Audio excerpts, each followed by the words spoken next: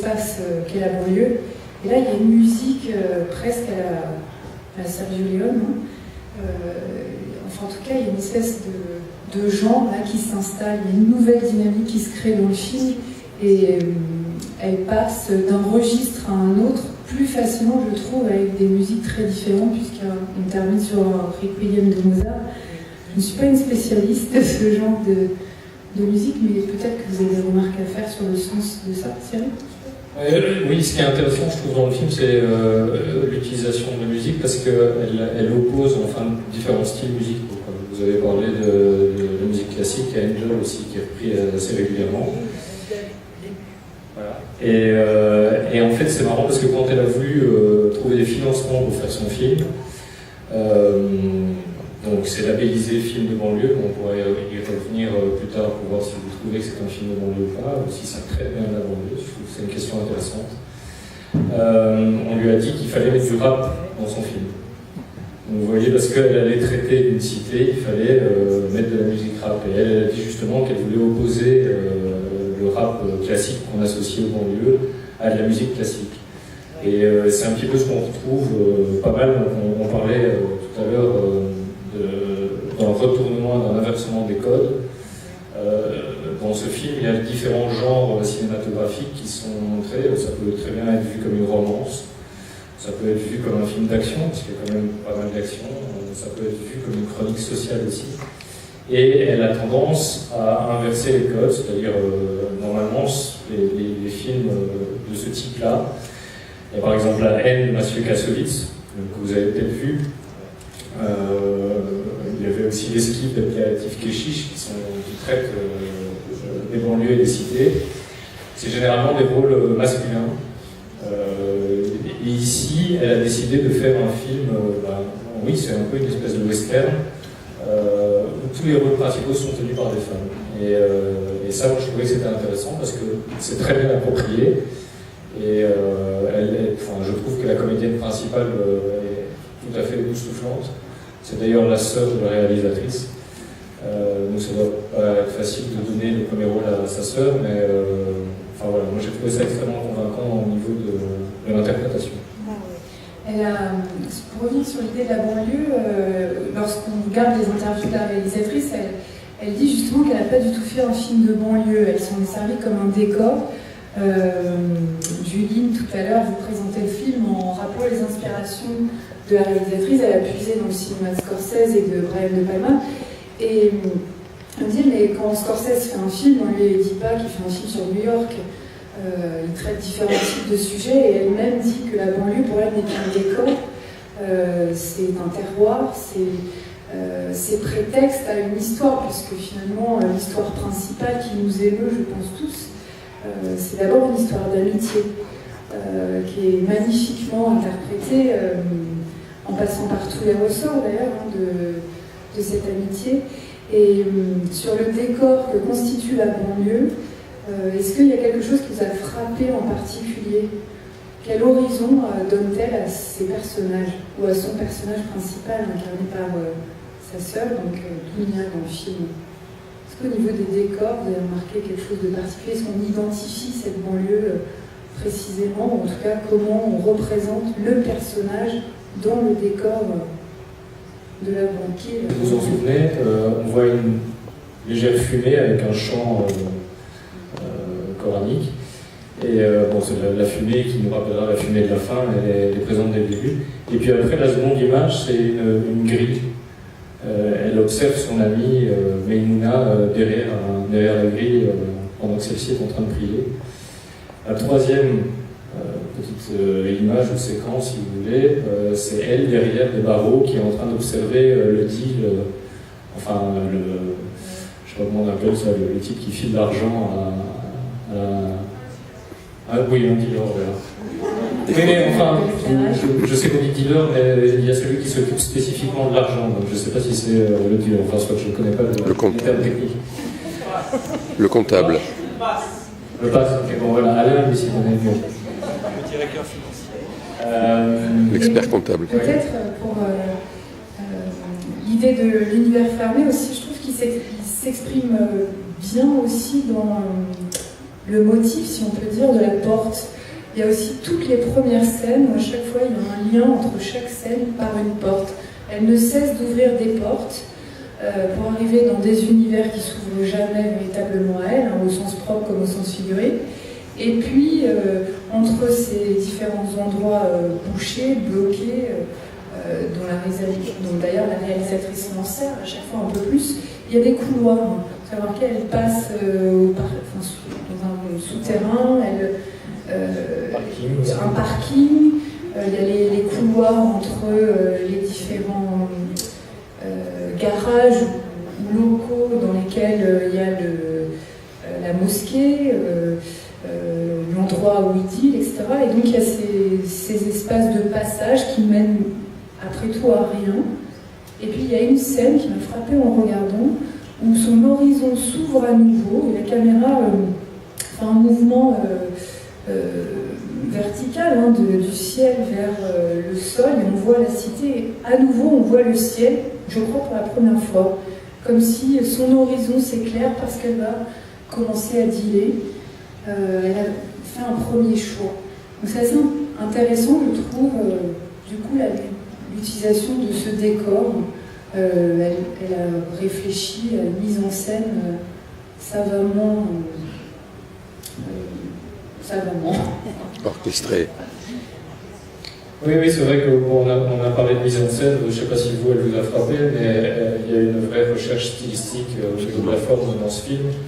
Le chef opérateur, donc c'est celui qui éclaire le film, c'est sa deuxième caméra d'eau. Il y avait aussi tourné, alors là il faut que je reprenne mes notes parce que j'ai un trou à l'instant, mais il avait éclairé un film Party Girl, voilà, je m'en souviens, Party Girl qui avait eu il y a 2 ans aussi la caméra d'eau. Et ils ont fait un travail spécifique. En fait, c'est un film qui s'oppose complètement à un style qu'on peut appeler le cinéma naturaliste. Et c'est en ça qu'on pourra aussi parler de la vision des banlieues, parce que je trouve que c'est intéressant. Comment est-ce qu'on peut représenter les cités? La plupart du temps, on filme les cités de manière assez crue et radicale. Et là, elle a voulu justement faire pas mal de lyrisme. Enfin, c'est pour ça qu'on parlait du cinéma de Martin Scorsese. Parce que elle, il y avait un film qui l'a guidé, si vous voulez, avec le chef opérateur pour réaliser celui-ci, c'est Mean Streets. Mean Streets, c'est un film de Martin Scorsese que peut-être certains d'entre vous ont vu des années 70-73, où il y a deux petits truands, c'est De Niro et Harvey Keitel, qui vont essayer de grimper les échelons de la mafia locale. Et il va y en avoir un qui va être plus tourné vers la religion, parce qu'il y a aussi ceci dans le film, c'est que Maïmouna est pratiquante, et que souvent il y a le regard de Dieu qui se pose un peu sur ces 2 filles divines, quoi. Et donc ça c'était une des volontés de la réalisatrice de faire un cinéma très ancré dans une forme lumineuse. Alors je ne sais pas si vous avez remarqué aussi, mais il y a une saturation des couleurs assez vive. Il y a une utilisation du long champ, c'est-à-dire que chaque fois qu'on la voit en avant-plan, tout le reste est flou et ça crée une espèce de personnage comme ça qui sort un peu du réel. Donc on parlait de cinéma de l'illusion avec la thématique. Voilà, on peut se poser la question de savoir si cette manière de filmer en très lyrique et avec beaucoup de couleurs, une profusion de ralentis, de musique très appuyée, finit par transformer le film en une espèce de fantasme de la banlieue, quoi. Et moi, c'est ce qui m'intéresse dans le film, c'est de me demander si, après je vous laisse parler et je vais vous demander votre avis, c'est si finalement on n'utilise pas toujours les mêmes clichés, les mêmes ressorts pour parler des cités.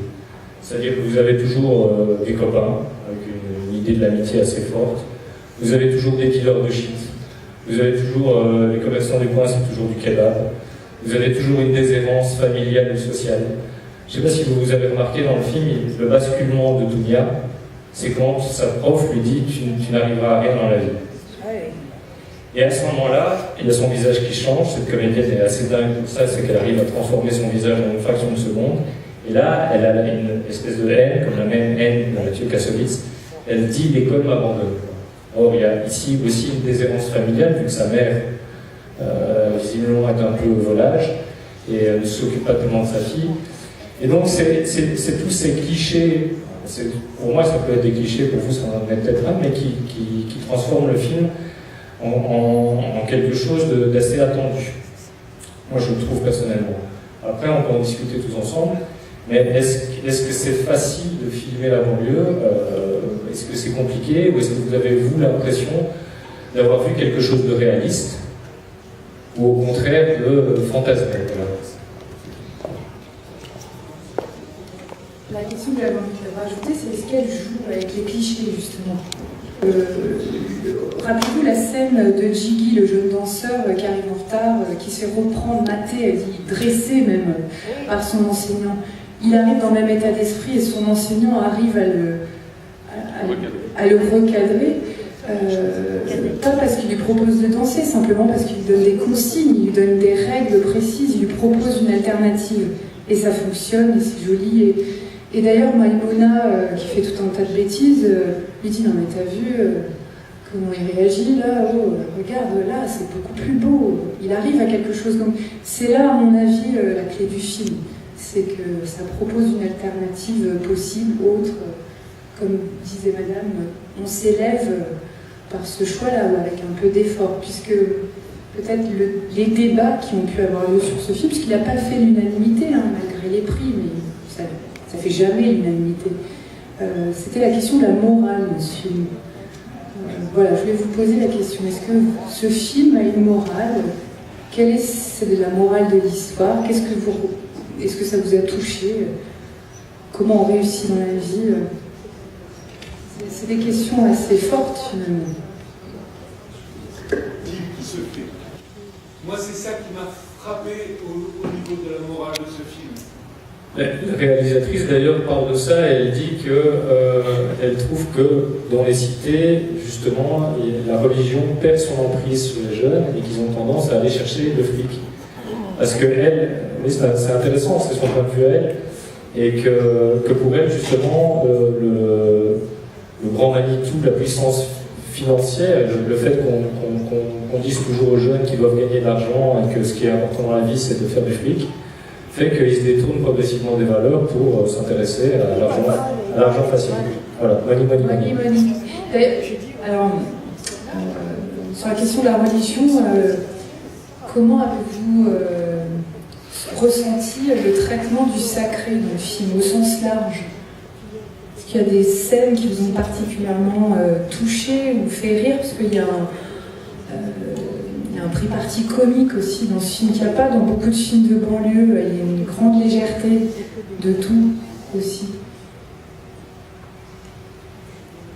Je lance des questions un peu comme ça. Le sacré m'intéresse pas. Le sacré, non, ça ne m'intéresse pas.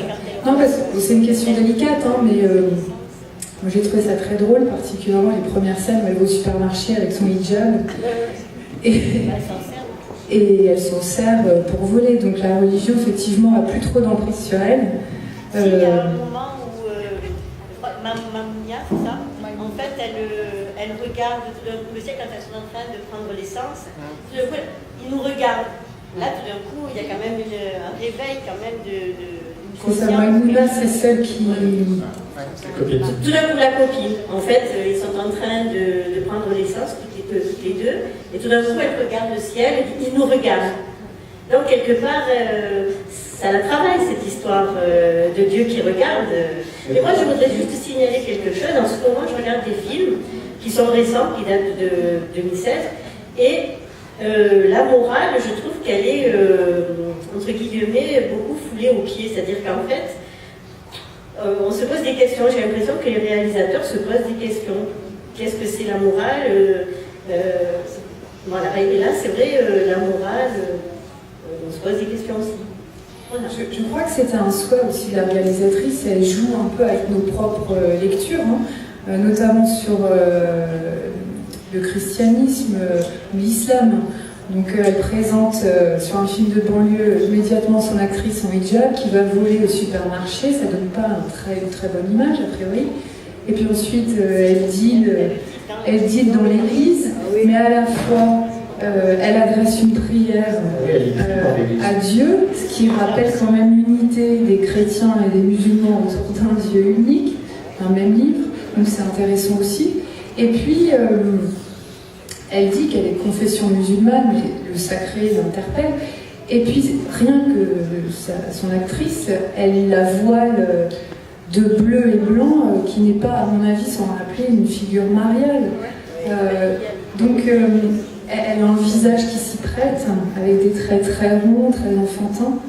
Et c'est une petite Vierge Marie à certains moments. Et je pense qu'elle joue aussi beaucoup sur la lumière. Je ne sais pas si vous avez remarqué, elle a souvent la lumière dans le dos, qui font ressortir ses cheveux et qui l'isole vraiment dans le cadre. C'est assez beau, comme disait Cyril, le traitement des couleurs. Tout ça, c'est des pris partis, à mon avis, qui sont pas anodins. Il y a une volonté clairement on utilise généralement la couleur pour exprimer des choses au cinéma, parce que, comme le mouvement, on a sorti des choses. Je ne sais pas si vous avez d'autres questions, si vous voulez lancer d'autres pistes. Ouais. En fait, ce qui m'a marqué aussi, c'est le moment où elle parle de son rêve, en fait, où ça annonce son histoire. Parce qu'elle rêve qu'elle tombe, elle tombe, elle tombe, et finalement elle s'écrase et c'est ce qui se passe. Ça rappelle justement aussi le film de Mathieu Kassovitz, je ne sais pas si vous l'avez vu là. Pendant tout le film, il dit que c'est pas la chute qui compte, c'est l'atterrissage.